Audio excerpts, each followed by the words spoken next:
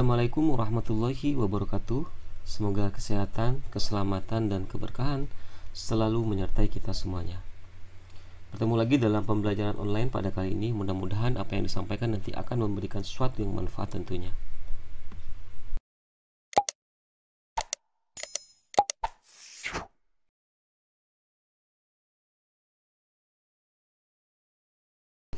Pada pembelajaran kali ini kita akan membahas tentang kegiatan surveillance.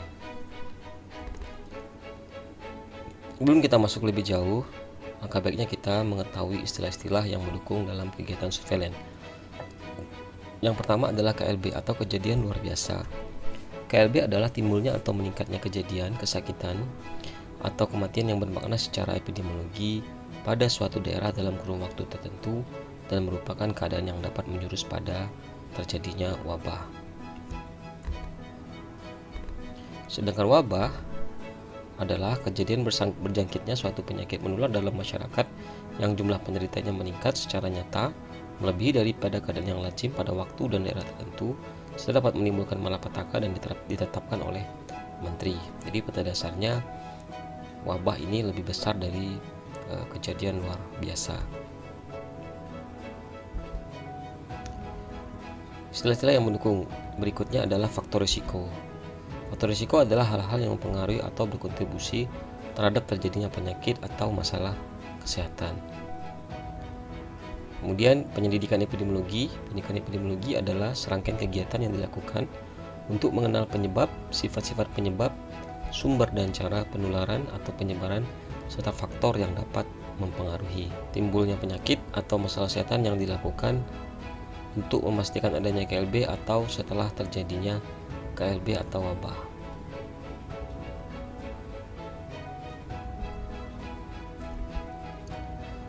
Nah, berikut ini adalah prinsip dari surveillance, ya, di mana data ini dikumpulkan kemudian dilaporkan sebagai bahan informasi. Kemudian dari informasi ini tentunya harus dianalisis dan diinterpretasi sehingga nanti bisa melahirkan sebuah decision atau suatu kebijakan yang kemudian nanti bisa diterapkan, ya. Sehingga ketika terjadi permasalahan kesehatan, maka surveillance ini sangat penting dalam pengamatan dan juga sebagai penentu, sebagai dasar kebijakan. Nah, ini seperti contoh, ini fasilitas kesehatan, puskesmas, rumah sakit, dokter. Nah, kemudian melaporkan suatu kejadian atau suatu penyakit, kemudian data tersebut diolah, kemudian dianalisis dan diinterpretasi menjadi suatu informasi. Nah, informasi ini yang akan digunakan untuk pengambilan keputusan dan pengambilan intervensi, ya, sehingga nanti ada perubahan yang diharapkan dari penyakit yang dihadapi tersebut. Tentunya kegiatan surveillance ini meliputi pengumpulan data, pengolahan dan penyajian data, analisis dan interpretasi data. Kemudian yang berikutnya adalah rekomendasi, tindak lanjut, dan diseminasi informasi. Dan yang terakhir adalah tindakan pencegahan dan penanggulangan. Pengumpulan data. Data harus jelas, tepat, dan ada hubungannya dengan penyakit yang bersangkutan. Kemudian sebaiknya data rutin yang dicatat itu dalam sistem pencatatan pelaporan. Kemudian jenis data itu bisa saja data primer atau data sekunder. Nah, tujuan, ya, untuk pengumpulan data ini bisa kita menentukan kelompok risiko tinggi penyakit, ya, menentukan jenis agen dan karakteristiknya, menentukan reservoir dari penyakit infeksi, memastikan keadaan berlangsungnya transmisi, dan mencatat kejadian penyakit secara keseluruhan.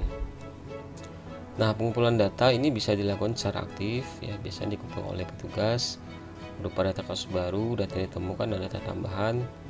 Dilakukan bila ada penyakit baru muncul dalam suatu populasi atau penyakit baru ditemukan, insiden yang meningkat. Jadi itu pengumpulan data bisa dilakukan secara aktif. Kemudian bisa secara pasif, yakni dari data sekunder, ya. Data sekunder ini tergantung dari kecepatan, ketepatan, kebenaran dan kelengkapan laporan yang dikirimkan. Data yang dikumpulkan ini disesuaikan dengan tujuan surveillance. Jadi kalau kita dapat simpulkan bahwa pengumpulan data secara pasif ini bisa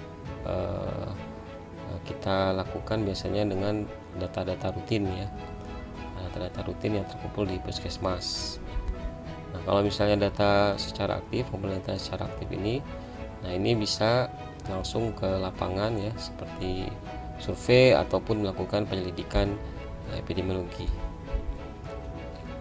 Nah, pengumpulan data ini bisa banyak ya, dari penyataan kematian, laporan penyakit, laporan KLB, pemeriksaan laboratorium, penyelidikan peristiwa penyakit ya, penyelidikan wabah, ataupun survei ya, survei nasional ya, Diskesdas ya, itu juga termasuk ya untuk mengamati suatu permasalahan dan sebagainya, survei-survei yang lain ya, Vaskes, Diskesnas dan lain sebagainya.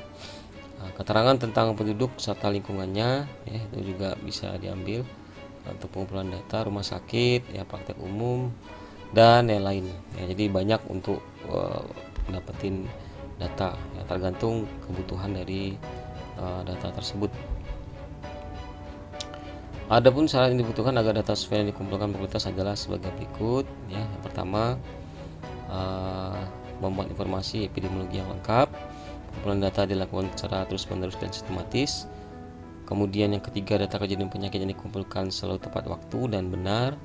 Mengetahui dengan baik semua data yang dibutuhkan, misalnya dari puskesmas, pelayanan kesehatan swasta, laporan kegiatan lapangan puskesmas dan sebagainya. Yang kelima, menerapkan prioritas dalam pengumpulan data yang ditambahkan pada masalah yang signifikan. Jadi pengumpulan data ini akan berpengaruh terhadap pengolahan, analisis, dan interpretasi data nantinya. Kalau datanya tidak lengkap, ini akan berpengaruh terhadap pengolahan dan ketajaman nanti dari analisis dan akhirnya terkait dengan data evaluasi suatu kebijakan, ini juga akan berpengaruh. Data yang baik akan menghasilkan suatu kebijakan yang baik pula. Nah, kegiatan surveillance ini kita tahu ada pengumpulan data, ya, pengolahan, analisis, dan sampai ke diseminasi. Ini pengumpulan data secara aktif dan pasif. Jadi pengumpulan data dapat dilakukan dengan cara pengamatan dan sebagainya, instrumen sebagai alat bantu ya. Bisa pengumpulan data itu bisa program ya, bisa kita langsung kumpulkan datanya lewat program ya, program di puskesmas dan sebagainya. Kemudian juga kita harus alat bantunya punya buku pedoman surveillance ya. Kemudian formulir untuk mencatat, merekap ya, dan melaporkan secara berjenjang, dan juga terkait dengan peralatan pemeriksaan dan lain-lain. Nah, pengolahan data pertama dilakukan kompilasi data, menghindari duplikasi dan menilai kelengkapan. Kemudian sesuaikan dengan tujuan sistem surveillance. Nanti pengolahan data dibuat berdasarkan orang, tempat, dan waktu. Nanti kita ada praktek sendiri untuk masing-masing pengolahan, analisis, dan interpretasi data ini. Nah, penyajian data nanti disajikan dalam bentuk teks ya, baik itu dengan narasi ya, kemudian tabel, kemudian juga secara grafik. Nah, ini contoh ya.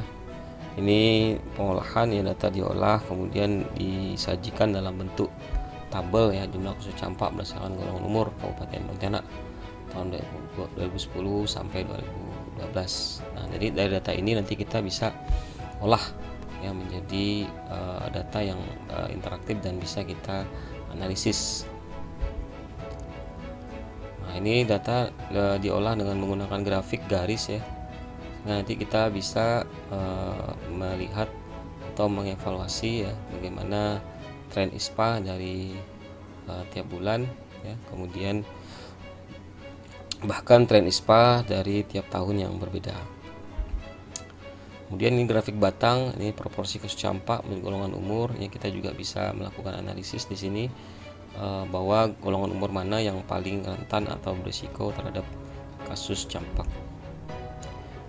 Jadi pada dasarnya pengolahan dan penyajian data ini, data dikelompokkan berdasarkan orang, tempat, dan waktu ya.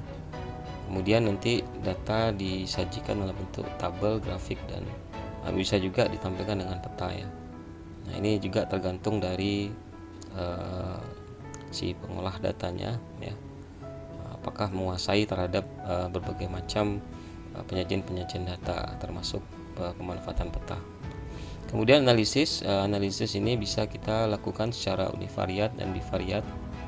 Univariat ini atau kita kenal dengan deskriptif, orang, tempat, dan waktu. Nah, cara menganalisis ini tentunya kita harus memahami kualitas data terlebih dahulu, kemudian mencari metode terbaik menarik kesimpulan, kemudian kalau bisa menarik kesimpulan itu berupa cenderungan waktu biasanya, kemudian perbandingan kejadian pada populasi yang berbeda. Pendidikan kesimpulan hasil analisis harus didukung dengan teori dan kajian ilmiah yang sudah ada, bahkan bandingkan dengan menggunakan ukuran epidemiologi atau standar atau indikator kesehatan. Nah, itu cara melakukan analisis. Jadi nanti harus sesuaikan ya. Misalnya kita dapat data, kemudian data tersebut kita harus tarik. Nah, kemudian bandingkan dengan ukuran-ukuran epidemiologi ataupun indikator kesehatan. Misalnya, cakupan imunisasi ini tidak sampai 90%. Nah, itu apakah masalah atau tidak? Nah, itu mesti kita lihat dulu ukuran epidemiologi standarnya sama indikator kesehatannya ya, atau target programnya. Kalau misalnya dia di bawah target program, tentunya itu menjadi suatu masalah dan tentu harus diperbaiki dengan pengambilan kebijakan yang tepat. Interpretasi data, untuk melakukan interpretasi data pada dasarnya adalah mencari tahu apa arti dari angka, simbol, atau analisis cerita yang diperoleh. Oleh karena itu, interpretasi dilakukan dengan cara memanfaatkan data sebanyak mungkin. Nah, bisa kita lihat contoh di bawah ini ya, cara melakukan interpretasi data. Nah, dari tabel 1 di atas terlihat bahwa responden sudah banyak yang berpendidikan menengah dan tinggi, di mana yang berpendidikan dan perguruan tinggi mencakup 60% dari keseluruhan responden. Nah, yang terdiri 34% berpendidikan SMU dan 13% berpendidikan perguruan tinggi. Sedang untuk pendidikan menengah ke bawah mencakup 40% yang terdiri 12 yakni 24% SD dan sebanyak 16% itu SMP. Nah, jadi cara kita menginterpretasi data ini akan sebisa mungkin bisa memudahkan orang untuk memahami apa yang disampaikan. Jadi kalau bisa ini dipersingkat lagi, kemudian tapi tidak mengurangi hasil yang ingin dicapai ya. Ini mengantarkan cara berpikir orang sehingga cepat mengerti dengan apa yang ingin kita sampaikan. Jadi tidak bertele-tele gitu ya. Kemudian ini data numerik ya. Biasanya didapatkan rata-rata umur responden adalah 25,10 tahun. Median 24 tahun dan standar deviasi 4,5 tahun. Untuk estimasi interval ketika yakin bahwa rata-rata umur responden berada pada selang 23 sampai. Nah, ini contoh aja ya. Ini contoh untuk interpretasi atau menyampaikan atau menginterpretasikan data ya. Jadi pada dasarnya analisa interpretasi ini ya, kita harus dengan metode deskriptif ya, dengan gambaran atau metode analitik. Nah, kalau analisis dia akan memberikan arah dalam menentukan besaran masalah ya, cenderungan suatu keadaan, sebab akibat suatu kejadian, dan serta penarikan kesimpulan. Penarikan kesimpulan analisis harus didukung dengan teori dan kajian ilmiah yang sudah ada, bahkan bandingkan dengan ukuran epidemiologi standar atau indikator kesehatan ya. Jadi tadi sudah disampaikan. Kemudian yang ini analisa data dengan epidemiologi deskriptif ya, orang, tempat, dan waktu. Nah, ini berdasarkan orang. Nah, ini contoh kasus campak berdasarkan golongan umur. Nah, orang itu maksudnya umur ya, jenis kelamin, ras, agama, perkawinan, pekerjaan, pendidikan, keadaan sosial ekonomi, dan lain-lain ya. Itu berdasarkan orang. Kemudian ini berdasarkan golongan umur ya. Ini contoh ya. Contoh pengolahan penyajian data berdasarkan golongan umur ya. Kemudian berdasarkan tempat, ini contoh berdasarkan tempat ya, jadi menggambarkan sesuatu dengan peta ya, bisa ya seperti itu. Nah, di sini kita bisa lihat daerah-daerah, wilayah-wilayah yang mempunyai attack rate tertinggi terhadap kasus-kasus campak ya. Nah, jadi untuk melihat attack rate tinggi bisa kita gunakan ya spesifik attack rate atau case fatality rate, jumlah penderita campak wilayah Z dibagi jumlah penduduk daerah masing-masing. Misalnya gunakan case fatality rate, jumlah kematian akibat campak dibagi jumlah penderita campak ya. Jadi 22 bagi 8 dikali 100% sama dengan 2,6%. di antara 100 kasus ada 2 sampai 3 orang yang meninggal.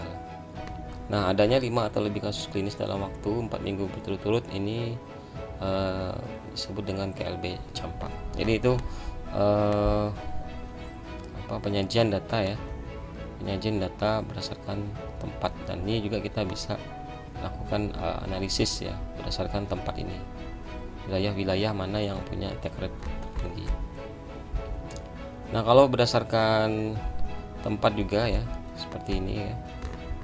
Nah, ini contoh kasus campak angka serangan murid kelas sekolah dasar. Nah, kalau kita lihat di sini yang kita mesti perhatikan itu adalah dalam menganalisis, lihat attack rate tertinggi ya. Jadi walaupun di sini populasinya kasusnya banyak ya, tapi populasinya sedikit. Nah, ini maka attack rate-nya juga akan berpengaruh ya. Kalau kita lihat di sini walaupun kasusnya sedikit tapi populasinya juga sedikit ya, maka attack rate-nya juga akan tinggi. Maka kalau kita prioritaskan antara beberapa kelas yang bermasalah ini mana yang mesti kita dahulukan, nah, kita untuk kebijakan maka kita harus lakukan atau utamakan, prioritaskan yang mempunyai attack rate tertinggi.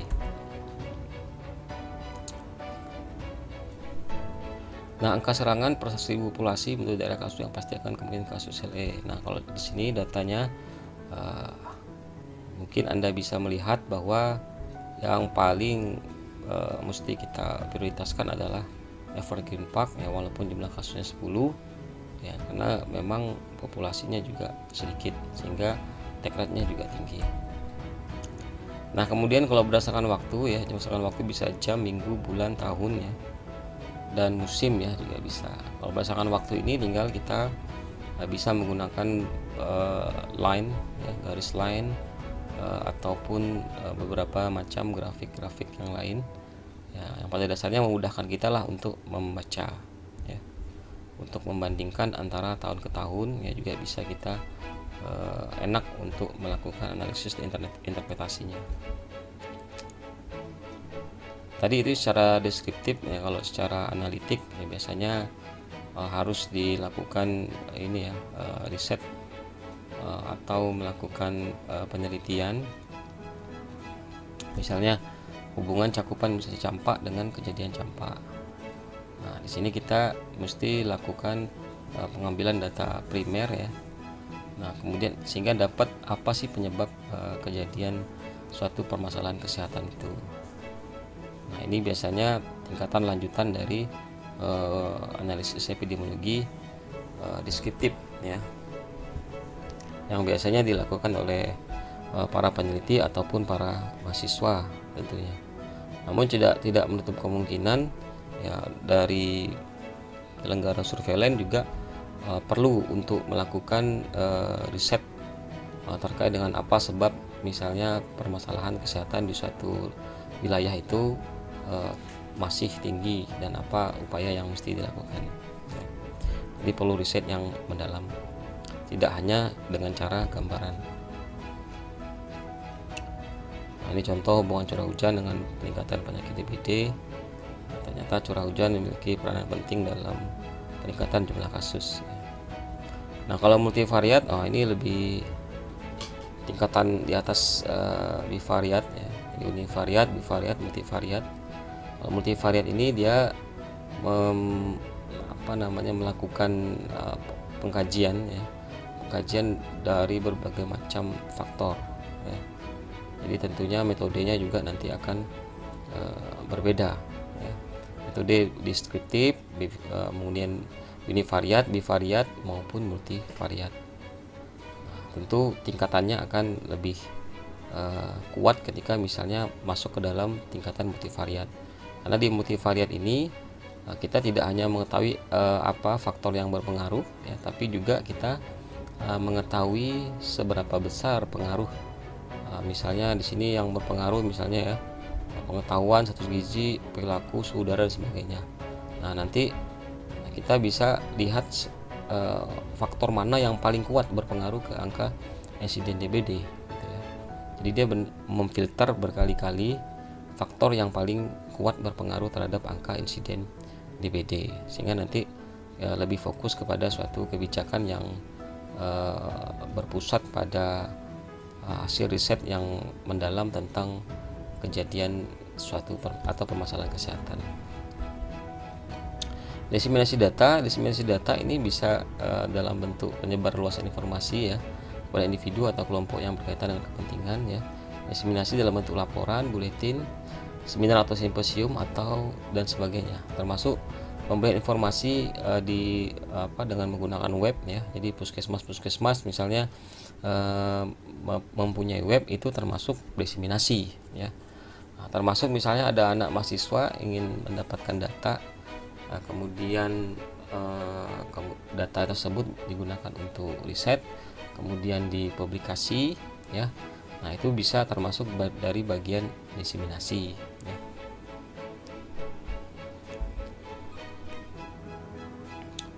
Nah, ini ya, diseminasi dapat disampaikan dalam bentuk laporan berkala, surat edaran ya, forum pertemuan ya, termasuk publikasi ilmiah ya, tadi yang seperti disampaikan mahasiswa tadi ya. Nah, meneliti kemudian dimasukkan ke jurnal, itu maka termasuk publikasi ilmiah. Website ya juga maupun buletin. Diseminasi itu banyak bentuknya. Yang penting bisa disebarluaskan informasinya. Kegiatan surveillance penyakit menular di Indonesia belum memberikan dampak yang menggembirakan dalam upaya penurunan penyakit. Beberapa persoalan yang selalu muncul antara lain, kita lihat, tidak tersedianya data kejadian penyakit yang akurat, lengkap dan tepat waktu menjadi masalah dasar dalam pelaksanaan surveillance di Indonesia. Selain ini ditambah dengan jarak antara puskesmas dengan kantor dinas kesehatan yang jauh, terutama di wilayah terpencil. Surveillance yang terlalu sederhana juga menjadi penyebab tidak bermaknanya pelaksanaan surveillance penyakit. Beberapa parameter kejadian penyakit yang seharusnya dapat dianalisis dari informasi atau data kejadian kesehatan tidak dapat karena begitu sederhananya jenis dan metode pengumpulan data. Kemudian kekurangan pahaman sumber daya manusia surveillance yang pentingnya data kejadian penyakit menyebabkan data kejadian penyakit tidak dilakukan secara berkesinambungan. Masalah birokrasi antara lain implementasi kebijakan surveillance yang tidak berjalan serta tarik menarik antara sektor kesehatan dengan Pemda dalam penanggulangan suatu kejadian penyakit. Jadi kemudian yang berikutnya pemahaman yang keliru antara surveillance dengan survei. Perbedaan utama antara surveillance dan survei adalah dalam hal konsistensi. Surveillance dilakukan secara terus-menerus, sedangkan survei dilakukan temporer atau terjadwal. Terbatasan sumber daya, baik manusia, sarana, prasarana, dan finansial. Sumber daya manusia merupakan terbatasan yang paling sering dialami dalam kegiatan surveillance. Kualitas sumber daya yang belum merata, rendahnya pemahaman petugas kesehatan dan non-kesehatan akan kegiatan surveillance merupakan faktor utama. Kemudian rendahnya kualitas data disebabkan ketidaktepatan dan ketidaklengkapan dalam pengumpulan ya sampai ke diseminasinya. Diseminasi informasi kurang berjalan dengan baik ya, disebabkan koordinasi yang kurang baik antara tim surveillance dengan pemangku kepentingan, monitoring dan evaluasi surveillance melalui atribut surveillance yang tidak berjalan dengan baik, adanya perbedaan metode dan definisi kasus, dan politisasi masalah kesehatan. Nah, jadi itu adalah beberapa disampaikan tadi, termasuk tantangan ya, dan masalah yang mesti dan kita perbaiki ke depannya untuk surveillance. Jadi kualitas data yang baik itu akan menentukan terhadap kebijakan. Maka kita harus mulai dari pengumpulan data yang baik, kemudian data tersebut kita olah dan kita sajikan ya dengan baik pula, sehingga nanti akan kita lakukan analisis dan interpretasi. Dari analisis interpretasi kita lakukan diseminasi ini nanti akan menghasilkan suatu kebijakan yang baik pula untuk memperbaiki setiap permasalahan kesehatan. Baik, terima kasih, itu saja yang dapat saya sampaikan, mudah-mudahan bermanfaat. Wabillahi taufiq wal hidayah. Wassalamualaikum warahmatullahi wabarakatuh.